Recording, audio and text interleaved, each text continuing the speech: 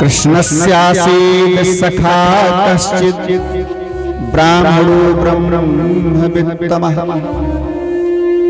विरक्तो इंद्रियार्थेषु। परम विरक्त वैष्णव और परम भगत भागवत भगवान कन्हैया के मित्र हैं। कौन? एक ब्राह्मण, नाम नहीं लिया क्योंकि श्रेष्ठ व्यक्ति का नाम नहीं लिया जाता। और सुखदेव जी से ज्यादा कोई श्रेष्ठ थोड़े हैं, लेकिन सुदामा जी को सुखदेव जी कहते हैं ये इतना ज्यादा श्रेष्ठ हैं जिनके चरणों को धोने के लिए भगवान कन्हैया ने गंगा जल भी प्रयोग नहीं किया।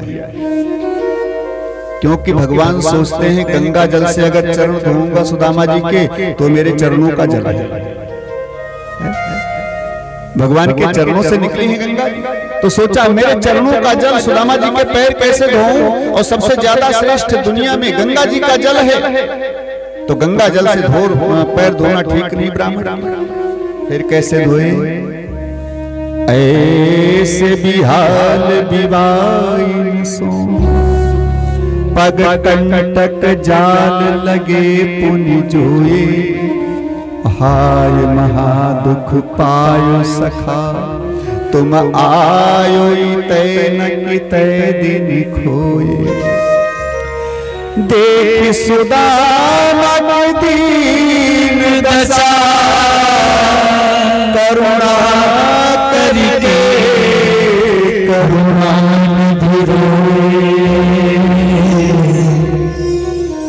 पानी परात को हाथ छुयो नहीं, नैन के जल से नेत्रों के आंसू जल बहा करके सुदामा जी के चरण धरो। संत कहते हैं ये जो अयोध्या में सरयू जी बह रही है, ये सरयू जी भगवान के नेत्रों का जल है। हाँ, कुछ संत कहते हैं सरयू से जल मंगवाया, नेत्र जल सुदामा जी के चरण धोने के लिए। लेकिन रसिक कवि कहते हैं, रसखान वगैरह, कि भगवान ने अपने नेत्रों से ही सरयू जी को प्रकट करके, सरयू का जल प्रकट करके सरयू मैया से सुदामा जी के चरणों को धोया। नेत्र से बड़े सुंदर भाव सुदामा जी से जाने का आग्रह करती है सुशीला। सुदामा जी को बहुत कुछ कहा है, लेकिन एक शब्द में भी सुदामा को दरिद्र नहीं कहा है। जबकि परिवार के प्रत्येक व्यक्ति का वर्णन करते हैं सुखदेव जी, और सबका अलग अलग लक्षण बताते हैं। सुदामा जी को कहते हैं ये गरीब हैं लेकिन दरिद्र नहीं। सुशीला के लिए कहते हैं दरिद्रासीत मानसी। सुशीला दरिद्र है क्योंकि जिसकी कामनाएं मर चुकी हैं वो गरीब हो सकता है, दरिद्र नहीं हो सकता। और जिसके मन में कामनाएं हैं कि और मिले, वो धनवान चाहे मुकेश अंबानी से भी कई गुना ज्यादा हो जाए, लेकिन वो दरिद्र है, वो गरीब है, दरिद्र है। सुदामा गरीब है लेकिन दरिद्र नहीं। जाने का जब आग्रह किया पत्नी ने, 4 मुट्ठी चावल मांग करके लाई पड़ोस से 4 घरों से 4 मुट्ठी चावल लेकर आई, क्योंकि ये गुप्त पत्र कृष्ण के नाम दे रही है सुशीला। 4 मुट्ठी चावल 4 घर से लेकर आऊंगी तो 4 तरीके के होंगे चावल, कुछ किनकी के, कुछ महीन चावल, कुछ टूटे हुए, कुछ मोटे चावल, 4 तरीके के होंगे। और 4 तरीके के जब चावल कन्हैया देखेंगे तो समझ जाएंगे सुदामा जी के पास भेंट देने के लिए चावल भी नहीं थे। 4 घरों से मांग कर लाए गए। ये कृष्ण को बताने के लिए अपनी समस्या सुशीला 4 घरों से भिक्षा लेकर आई, 4 मुट्ठी चावल। समझें? सुदामा जी तो परम संतोषी। सुशीला जानते हैं जब मेरे पति से पूछेंगे कृष्ण कि क्या हाल चाल मित्र, तो मेरे पति तो एक ही बात कहेंगे, मेरे से बड़ा सुखी, मेरे से ज्यादा आनंद में कोई दुनिया में नहीं है नाथ। मैं परम आनंद में, क्योंकि परम संतोषी, कामनाएं जिनकी सब मर चुकी है।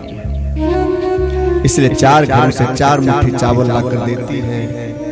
चैल खंडेन ते बद्ध्वा, एक पुराने वस्त्र खंड में किसी प्रकार से बांधा, सुदामा को दिया। सुदामा लेकर चलते हैं, कृष्ण के नाम का भजन करते हुए आए। सुदामा जी भजन करते जा रहे हैं। हम सब लोग थोड़ा भजन गाते हुए दर्शन करें सुदामा के भाव का। सुदामा प्रेम से गाते चले रास्ते में जाते, सुदामा प्रेम से गाते चले रास्ते में जाते, सुदामा प्रेम से गाते चले रास्ते में जाते। जब शाम जंगल में बिछाया घास का, जब शाम जंगल में बिछाया घास का, लगाया ध्यान सबका, लगाया ध्यान के सबका, सोते सुनाते सुनाते से जाते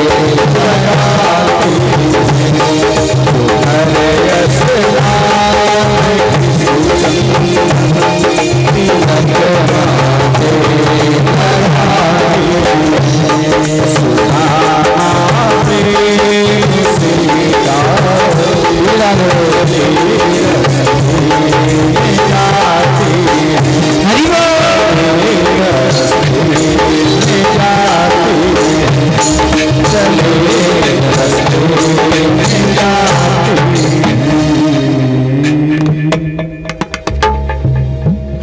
द्वारिका मंगवा लिया भगवान ने गरुड़ भेज करके। द्वारिका में भगवान कन्हैया से मिले, बड़ा सुंदर स्वागत भगवान ने किया। 4 मुट्ठी चावल सुदामा से जास्ती छीनते हैं कृष्ण। पहली मुट्ठी तो बिना संकोच के खा गए, दूसरी मुट्ठी में थोड़ा रुके और फिर खाई, तीसरी चौथी नहीं खाई, रुक्मिणी आदि स्त्रियों को दे दिया। क्यों?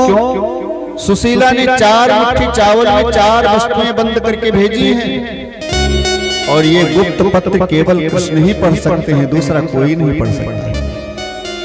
सुशीला ने 4 वस्तुएं भेजी हैं। कौन कौन? गरीबी, वैराग्य, ज्ञान और भक्ति, ये 4 वस्तुएं। और भगवान को संकेत किया है, प्रभु जो वस्तु अच्छी लगे तुमको वो मेरे पति के पास छोड़ देना, और जो ना अच्छी लगे उसको खा लेना। पहली मुट्ठी में बंद है गरीबी। भगवान ने निसंकोच खा लिया पहली मुट्ठी। कहते हैं भगवान देते किसी को कुछ नहीं है, जो भाग्य में लिखा होता है वही होता है। जब सुदामा जी को तिलक कर रहे थे कृष्ण, तो इनकी भाग्य में लिखा था क्षयः श्री, लक्ष्मी नष्ट हो जाए। तो एक अक्षर तिलक करते करते लिख दिया छोटा आ, और छोटा आ लिखा तो बन गया अच्छे श्री। अच्छे श्री माने लक्ष्मी कभी नष्ट न हो। तो केवल भाग्य बदल दिया है। परमात्मा देते लेते किसी को कुछ नहीं। अपने भाग्य के आधार पर जीव दुख और सुख भोगता है, कर्म के आधार पर उसे दुख और सुख मिलते हैं। भगवान न दुख देते हैं न सुख देते हैं। गरीबी खा लिया, दूसरी मुट्ठी में वैराग्य बंद है, थोड़ा रुके। वैराग्य रखना ठीक है सुदामा के पास या नहीं? फिर सोचा अगर वैराग्य रखा सुदामा के पास तो मेरे दिए हुए धन का भोग कौन करेगा? ये तो वैराग्य बनकर चले जाएंगे सन्यासी बनकर।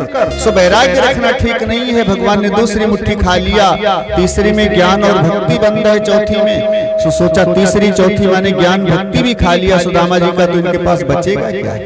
फिर तो 84 लाख योनियों में भ्रमण करना शुरू कर देंगे, पतित हो जाएंगे। इसलिए ज्ञान भक्ति खाना उचित नहीं है, पत्नियों को दे दिया। मिल बांटकर सब लोग खा लो, मित्र का प्रसाद है, ब्राह्मण के घर का प्रसाद है। बड़ा स्वागत किया गया सुदामा का।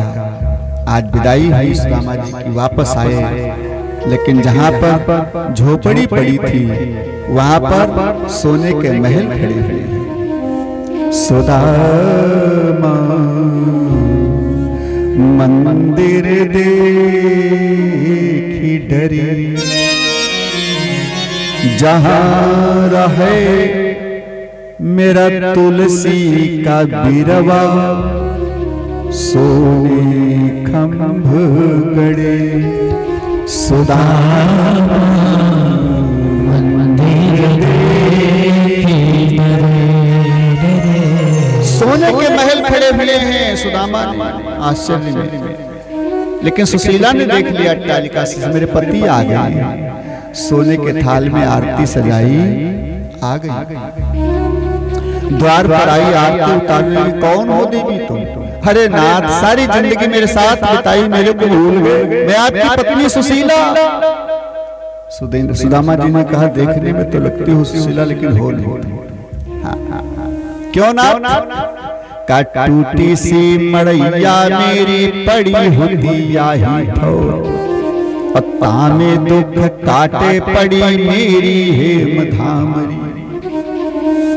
टूटी सी मड़ैया मेरी पड़ी होती आही ठोर, तामे दुख काटे पड़ी मेरी हेम धामरी।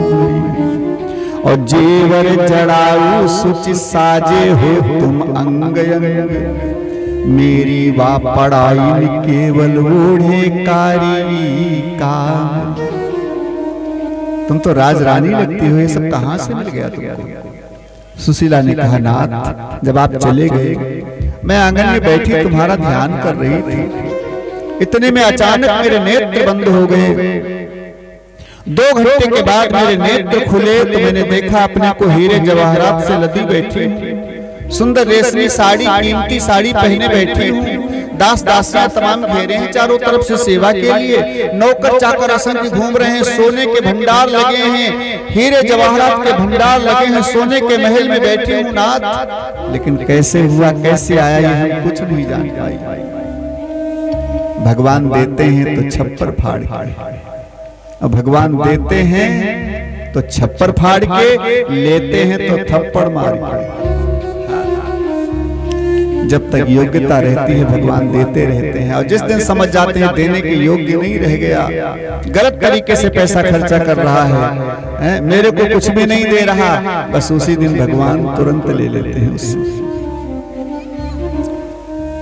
सुदामा जी को द्वारिकाधीश बनाया भगवान ने, मित्र का बड़ा स्वागत किया, भक्तों का बड़ा आदर करते हैं भगवान। इसीलिए तो संत कहते हैं ऐसो को उदार जन।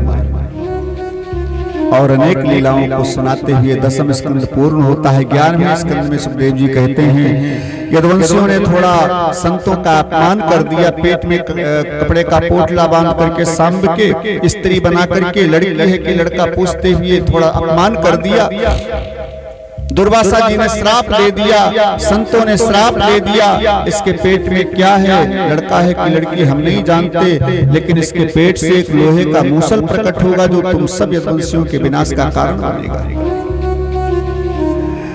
कपड़े का पोटला खोला, देखा उसमें लोहे का मूसल निकला। सब यदुवंशी आश्चर्य में, ये लोहे का मूसल कहां से आ गया, इसे तो हमने बांधा नहीं था। एक यदुवंशी ने कहा चिंता क्यों कर, तो घबराते क्यों, अब इसको नष्ट किए देते हैं। और समुद्र के किनारे पत्थर की शिला पर बालू डाल डाल करके पूरा मूसल घिस दिया। जो घिसने से छोटे छोटे कण निकले समुद्र के किनारे फेंक दिए, जिससे एरिका नाम की घास उत्पन्न हो गई। जानते हैं सब लोग, पानी के किनारे होती है, मोटी पत्ती होती है, 3 धारें होती हैं उसमें, बड़ी चौड़ी पत्ती होती है। हमारे क्षेत्र में गोंदी बोली जाती है, भागवत के शब्दों में एरिका बोलते हैं। अब क्षेत्र के अनुसार अलग अलग नाम होते हैं, यहाँ किस नाम से जानते हैं सब मेरे को नहीं पता। तालाब के किनारे, नदी के किनारे, जल के किनारे ज्यादा होती हैं, केवल पत्तियां होती हैं, उसमें डाल नहीं होता, तना नहीं होता, कुछ नहीं, केवल पत्तियां, बड़ी लंबी लंबी, बहुत लंबी लंबी पत्तियां होती हैं, गन्ने के जैसी मोटी मोटी। एरिका नाम की घास उत्पन्न हो गई। एक छोटा सा टुकड़ा बचा जिसे यदुवंशी नहीं घिस पाए, समुद्र में डाल दिया, जिसको मछली ने पान कर लिया। संयोग से एक मछुआरा शिकार करने आया, वही मछली जाल में फंस गई, पेट को फाड़ा, लोहे का टुकड़ा निकला, बाण पर सजा लिया बहेलिया ने और शिकार करने चला गया। यदुवंशी वहां से द्वारिका चले आए। भगवान प्रभास मेले में सब यदुवंशियों को लेकर गए, वहां आपस में फूट पड़ गई और आपसी फूट में ऐसा विद्रोह बना कि सब यदुवंशी आपस में ही लड़ने लगे और आपस में ही लड़ भिड़ करके समुद्र के किनारे जो एरिका घास है उसे की पत्ती उखाड़ उखाड़ कर एक दूसरे को मारते हैं, जिसके लगती है उसी का सिर कट करके नीचे गिर जाता है। 56 करोड़ यदुवंशी आपस में ही लड़ करके भिड़ करके मर गए। चतुः पंचावशेषता 4-5 बचे, बाकी सब मर गए। आपस की फूट बड़ी खराब है। भागवत से अनेक प्रकार की शिक्षाएं ग्रहण करना चाहिए। 4 लकड़ी एक में मिला करके बांध दो तो जल्दी कोई तोड़ नहीं सकता है, और एक एक लकड़ी आसानी से टूट सकती है। इसलिए एकता में बड़ा बल होता है। जहां फूट पड़ी आपस में, समझ लो विनाश तैयार है। 56 करोड़ यदुवंशियों का परिवार, वंश, भारत देश की आधी जनसंख्या मालूम, और सब आपस की फूट के कारण मर करके समाप्त हो गए। 4-5 शेष बचे।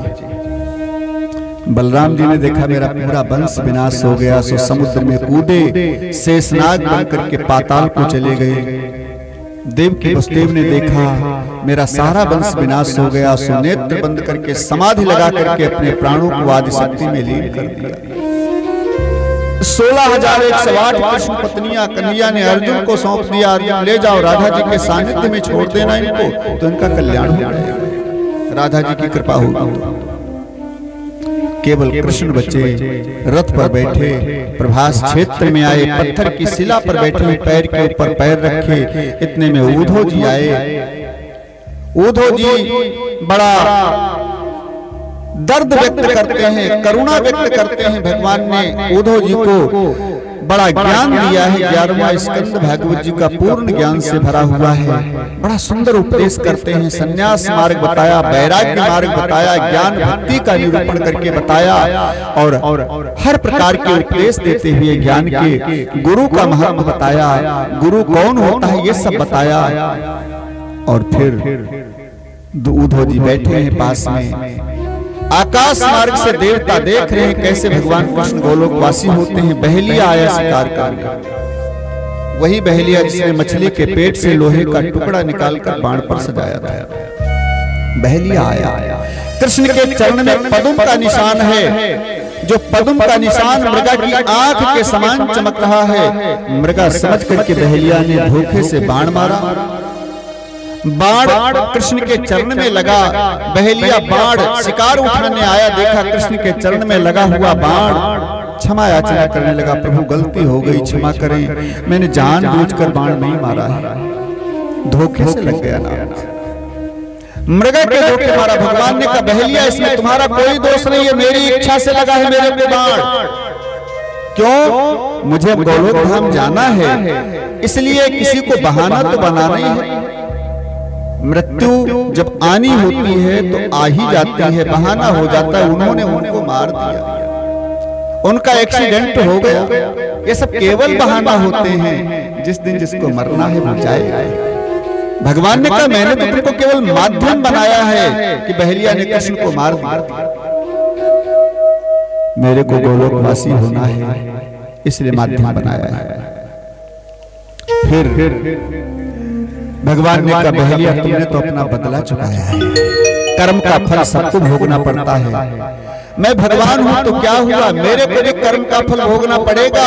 मैंने तुम्हारे भी आड़ से बाण मारा था जब तुम बाली थे, पेड़ की ओट से, इसलिए आज छिप करके तुमने बहेलिया बनकर मेरे को बाण मारा है।